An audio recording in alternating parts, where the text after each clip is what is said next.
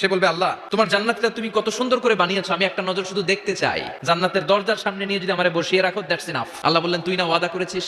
সে বলবে আল্লাহ আমারে হতভাগা বানাইয়া তোমার কি লাভ? সুবহানাল্লাহ পড়ে। আমারে তুমি হতভাগা বানিও না। আল্লাহ বলে ঠিক আছে, আবার সিগনেচার কর যে জান্নাতের দরজার সামনে বসিয়ে দিলে আর কিছু চাবি না। সে সিগনেচার করে বলে আমি চাবো না।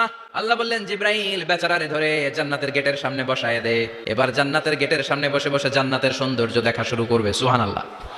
ওই হতভাগা লোকটা বলবে আল্লাহ এত সুন্দর জান্নাত তুমি বানালা, চোখ দিয়ে সৌন্দর্য দেখি, কান দিয়ে আওয়াজগুলো শুনি, হুর আর গেলমান হেঁটে বেড়ায়, এত সুন্দর জান্নাত চোখ দিয়ে দেখি, ঢুকতে পারি না, আমারে কষ্ট দিয়ে তোমার কি লাভ?